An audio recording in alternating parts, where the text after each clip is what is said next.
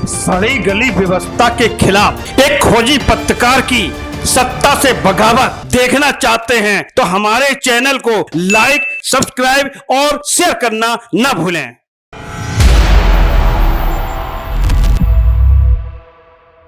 दो 2006 का दुखद मुंबई ट्रेन ब्लास्ट का मामला, दोषियों को फिलहाल राहत नहीं मिलेगी। महाराष्ट्र हाईकोर्ट ने हाल ही में सबूत के अभाव में ट्रेन ब्लास्ट मामले में 12 आरोपियों को बरी कर दिया था, जिस फैसले पर सुप्रीम कोर्ट ने आज रोक लगा दी है।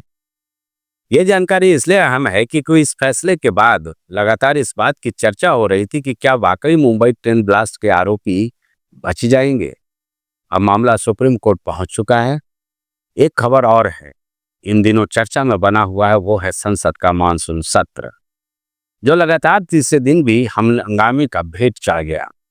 विपक्षी दल चाहते हैं कि पहलगाम अटैक के बाद जो ऑपरेशन सिंदूर भारत की ओर से चलाया गया था, उस पर संसद में विशेष चर्चा होनी चाहिए। संसद के दोनों सदन, चाहे राज्यसभा हो या लोकसभा, दोनों में जोरदार हंगामा देखने को मिल रहा है।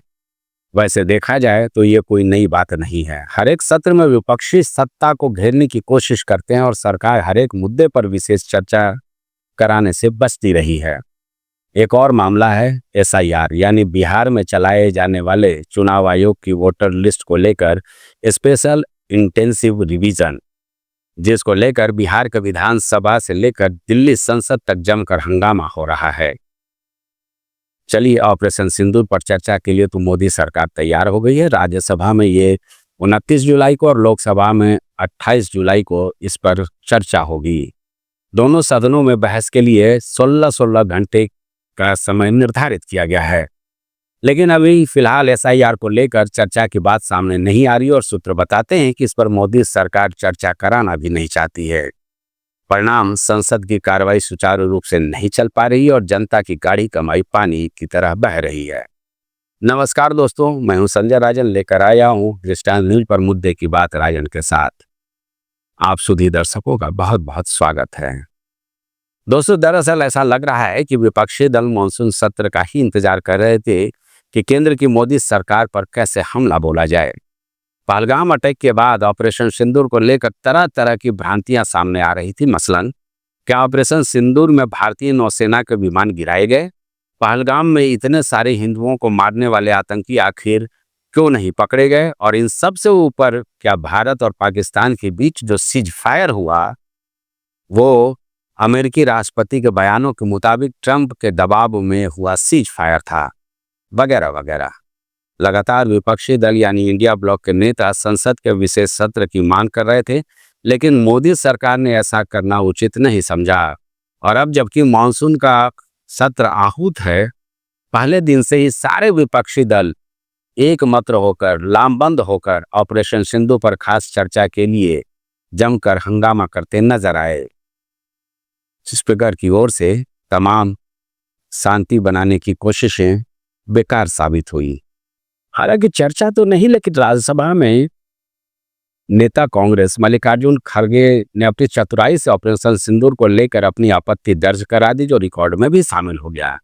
उपराष्ट्रपति, जो राज्यसभा के पदेन सभापति होते हैं, जगदीप धनखड़ के इस्तीफे के 2-3 खास कारणों में से एक वजह इसे भी बताया जा रहा है कि विपक्षी दल नेता प्रतिपक्ष राहुल गांधी के साथ एक साथ इस पूरे मामलों को लेकर लामबंद नजर आ रहे हैं। विपक्षी दलों की एकजुटता साफ तौर पर दिखाई पड़ रही है। दिल्ली के सड़कों पर भी विपक्षी नेता कभी संसद परिसर में धरना प्रदर्शन करते नजर आ रहे हैं तो कभी विरोध मार्च करते हुए नजर आ रहे हैं। चलिए, पहला मामला तो तय हो गया कि प्रधानमंत्री नरेंद्र मोदी के विदेश दौरे से लौटने के बाद राज्यसभा में 29 जुलाई और लोकसभा में 28 जुलाई को लगभग लगातार 16 घंटे ऑपरेशन सिंदूर पर चर्चा होगी। ये तय कर लिया गया है, ये निर्धारित हो चुका है। लेकिन दूसरा मुद्दा है SIR पर चर्चा का। पेच अभी भी फंसा हुआ है। इस पर चर्चा की मांग भी लगातार विपक्षी दल कर रहे हैं। चुनाव आयोग की कार्यप्रणाली को लेकर सारे विपक्षी दल, चाहे कांग्रेस हो, समाजवादी पार्टी हो, तृणमूल कांग्रेस हो या फिर RJD हो, सबने जमकर आक्रोश देखने को मिल रहा है। और हमें लगता है कि जो तस्वीर चुनाव आयोग SIR को लेकर पेश करने की कोशिश कर रहा है, उसमें कई लोच्चा हैं। चुनाव आयोग के SIR को लेकर दावा और जमीनी हकीकत में बड़ा फर्क नजर आ रहा है। ना तो मतदाताओं से तय किए गए 11 दस्तावेजों के सत्यापन के लिए आधे से ज्यादा मतदाताओं से कोई दस्तावेज हासिल ही नहीं किया जा रहा है। बीएलओ की ओर से ऐसी कार्रवाई नहीं की जा रही है। उनके ऊपर दबाव है कि बगैर दस्तावेज के भी वो फॉर्म भरवा लें और उसे अपलोड करें। ग्राउंड रिपोर्टिंग में सारी तस्वीरें साफ नजर आ रही हैं और ना ही मतदाताओं के ओरिजिनल हस्ताक्षर हासिल करने की भी कोशिश हो रही है। कई मामले तो ऐसे भी नजर आए हैं तस्वीरों में जब बीएलओ खुद हस्ताक्षर कर रहे हैं मतदाताओं का। बड़ा घालमेल चल रहा है। 1 महीने में 8 करोड़ मतदाताओं का वेरिफिकेशन सवालों के घेरे में है और बिहार से लेकर दिल्ली तक इस मुद्दे को लेकर बवाल मचा है। अब तो मैं सुन रहा था कि बिहार के नेता विरोधी दल तेजस्वी यादव कहते पाए जा रहे हैं कि किसी भी बिहारी को वोटिंग से वंचित नहीं किया जाना चाहिए, चाहे वो रोजी रोजगार के लिए बिहार से बाहर ही क्यों न गए हों। नागरिकता का सत्यापन चुनाव आयोग का काम नहीं है, बल्कि ये तो केंद्र सरकार और उसका गृह मंत्रालय देखेगा। एक बड़ी बात तेजस्वी ने आज कह दी। अगर चुनाव आयोग वोटों को चुराने का ऐसा ही प्रक्रम करता रहेगा तो हो सकता है कि हम सब यानी इंडिया ब्लॉक यानी विपक्षी दल जो हैं वो चुनाव का बहिष्कार भी कर सकते हैं। इस बात को लेकर एक गंभीर चर्चा शुरू हो गई है। अब सोचिए जरा, ये हालात पैदा हो जाता, अगर ऐसा हालात पैदा हो जाएगा एसआईआर को लेकर के, अगर विपक्षी दलों ने चुनाव का ही बहिष्कार कर दिया तो आजाद भारत में संभवतः एक नया इतिहास लिख जाएगा और बड़ी किरकिरी होगी चुनाव आयोग की।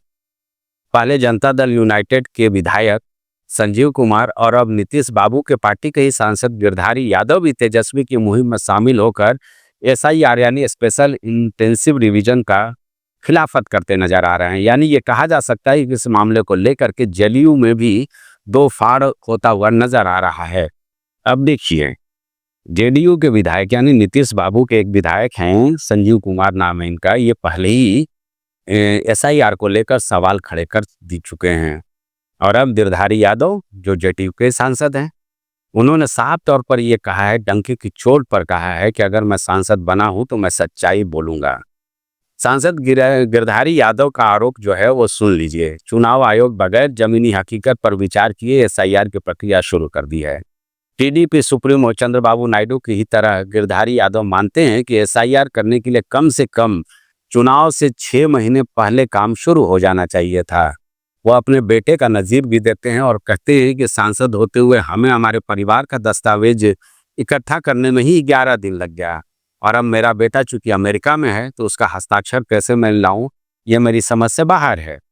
यानी कुल मिलाकर ये मामला काफी गंभीर होता जा रहा है। विपक्षी दल नेता प्रतिपक्ष राहुल गांधी की अगुवाई में लामबंद है और लगातार इस बात की मांग कर रहे हैं कि एसआईआर पर भी विशेष चर्चा संसद के अंदर होना चाहिए। बिहार विधानसभा में क्या कुछ हुआ आपने देखा कि किस तरह से तेजस्वी की अगुवाई में काले कपड़े में तमाम विपक्षी दल एसआईआर की खिलाफत करते नजर आए। यानी कुल मिलाकर यह कहा जा सकता है कि दिल्ली से लेकर बिहार तक संसद की कार्रवाई या विधानसभा की कार्रवाई पूरी तरह से बाधित है। हंगामा शोर शराबे का दौर जारी है और निश्चित तौर पर संसद के संचालन के लिए जो प्रति घंटे करोड़ों रुपए लगते हैं वो हमारी आपकी टैक्स का एक हिस्सा हुआ करता है, हमारी आपकी गाड़ी कमाई का एक हिस्सा हुआ करता है, वो पानी की तरह बह रहा है। कार्रवाई नहीं हो पा रही है, न तो विपक्ष और न ही सत्ता पक्ष झुकने को तैयार है कि किसी भी तरह से संसद की कार्रवाई सुचारू रूप से चल सके। आगे जो कुछ भी होगा देखा जाएगा। वो वीडियो मैं अलग से लेकर आपके सामने आने की कोशिश करूंगा। फिलहाल इस वीडियो में इतना ही। अगर ये वीडियो आपको पसंद आए तो इसे लाइक और शेयर करना ना भूलें और हाँ, दृष्टांत न्यूज के साथ जुड़े रहने के लिए आप इसे सब्सक्राइब करना भी ना भूलें। फिलहाल मुझे दीजिए इजाज़त। नमस्कार।